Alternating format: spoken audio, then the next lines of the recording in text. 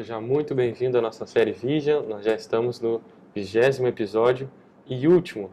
Em especial, nós vamos tratar agora a volta da Sra. White para os Estados Unidos e os seus últimos 15 anos de vida.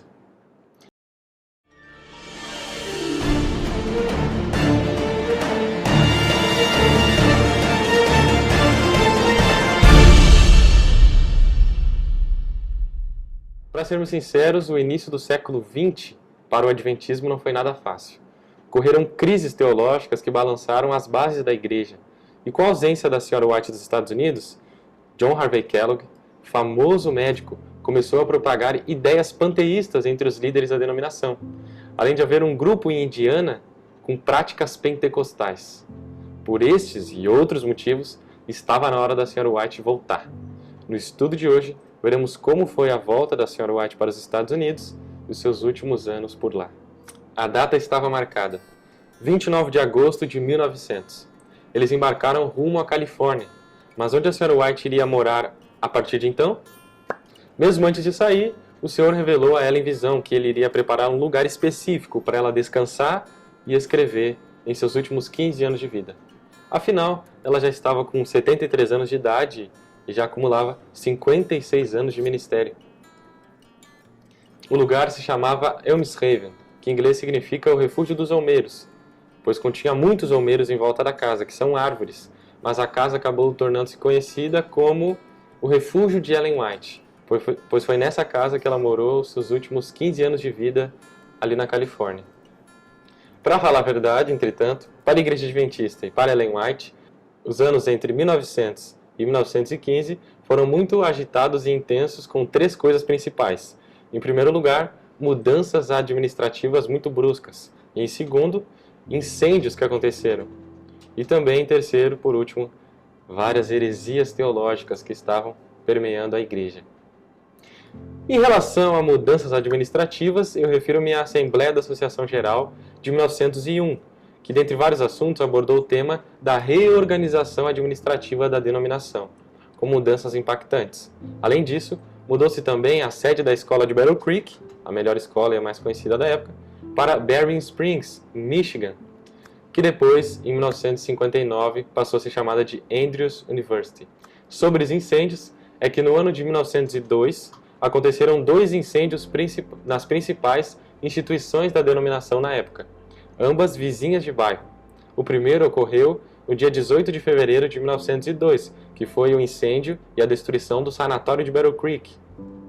E depois, ainda no mesmo ano, só que no final, no dia 30 de dezembro, a Review and Herald também foi destruída com um incêndio. E no que diz respeito às heresias teológicas da década, em primeiro lugar, temos o movimento da carne santa, propagado na Associação de Indiana, pregava o fanatismo, perfeccionismo e o famoso carismatismo, por vezes presente nas denominações pentecostais.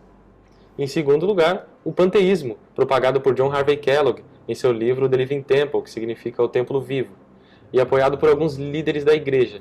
Ele dizia que Deus era todas as coisas, estava em todas as coisas, na chuva, nos astros, enfim, na natureza, destruindo a pessoalidade e a personalidade do ser de Deus. Além disso, por volta de 1905, um pioneiro chamado Bellinger foi o primeiro a duvidar e atacar a doutrina fundamental da igreja, a doutrina do santuário. E algum tempo depois, ele foi desligado do corpo de membros da igreja, como Kellogg e outros hereges que estavam atuando juntos na época. Em meio a tudo isso, nos cabe também reforçar o papel e a importância de Ellen White nesses fatos da igreja. Em referência às mudanças administrativas, foi ela quem pegou o microfone, entre aspas, e solicitou a necessidade de reorganização denominacional. E no tocante aos incêndios, ela deu repetidas advertências e conselhos aos líderes e, após os ocorridos, revelou o significado espiritual que tinha por trás desses desastres, segundo o que foi revelado para ela em visões. Por fim, no que tange às heresias teológicas, foi ela quem abriu os olhos dos líderes ao chamá-los de volta à Bíblia como norma de fé, determinando que os ensinos de Kellogg eram heréticos. É claro que isso citado neste vídeo é apenas a ponta do iceberg dos acontecimentos históricos da Igreja e das contribuições de Ellen White neles.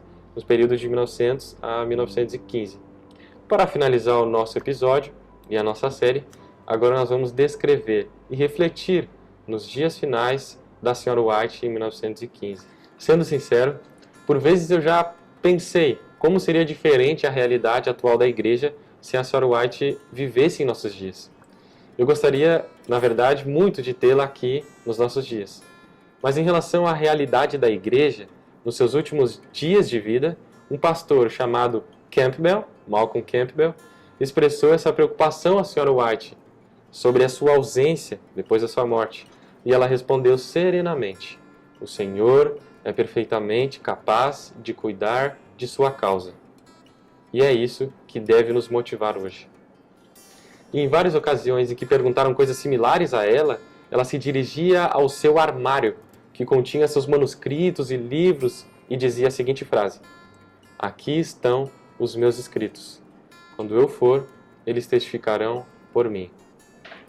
Porém, a hora da Sra. White partir era chegada. E no sábado, no dia 13 de fevereiro de 1915, ela caiu, tropeçou e caiu e fraturou a bacia, tendo uma grave contusão no fêmur, uma fratura no fêmur. E conforme os registros, suas últimas palavras foram: "Eu sei em quem tenho crido." E na sexta-feira do dia 16 de julho de 1915, por volta das 2 horas da tarde, ela começou a piorar o seu estado, até que às 3h40 da tarde ela deu o seu último suspiro. Ela deixou o seu legado para toda a eternidade. E eu gostaria de finalizar com um texto bíblico, o texto de 1 Coríntios 3,14, que diz: "Se permanecer a obra de alguém que sobre o fundamento edificou, esse receberá galardão." Sem dúvidas, a obra da Sra. White permanece sólida até hoje, pois ela edificou sobre o fundamento, que é Cristo Jesus, e com certeza receberá o seu galardão naquele dia. E essa foi a nossa série Vision. Terminamos por aqui. Agradecemos seu acompanhamento, atenção, seu interesse.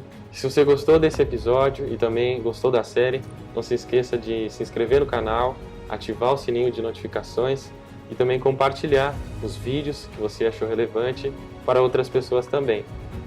E dessa forma nós terminamos essa série, a série Vision. Agradecemos a você que acompanhou com atenção, se interessou com esses assuntos, também compartilhou com os colegas, familiares e amigos, e desejamos que da mesma forma que o Senhor conduziu essa igreja desde os seus primórdios até aqui, da mesma forma que Ele conduziu a vida de Ellen White, que Ele também conduza a minha e a sua. Esse é o meu sincero desejo e a minha oração também.